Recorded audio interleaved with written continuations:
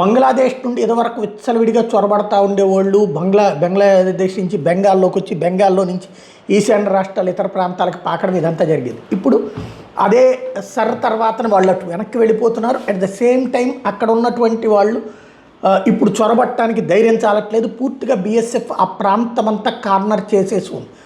ఈ సందర్భంలో కూడా చొరబడ్డానికి ప్రయత్నించడం అంటే పాకిస్తాన్ నుంచి తీవ్రవాదులు ఎలా ప్రయత్నిస్తున్నారో అట్లాంటిది అనుకోవడమే.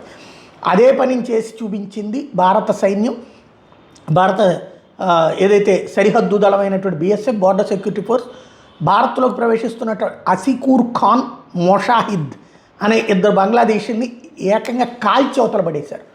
దేశంలోకి రావడానికి నీకు పర్మిషన్ లేకుండా రావడానికి వీలు లేదురా అంటే వచ్చేస్తుంటే కాల్చవతల పడేశారు. తద్వారా భవిష్యత్తులో బంగ్లాదేశ్ నుండి చొరబడితే పాకిస్తాన్ నుంచి చొరబాటుదారులు తీవ్రవాదులను ఎట్లయితే భావిస్తారో అట్లాగేనన్నటువంటి సంకేతం ఇచ్చినట్టయింది.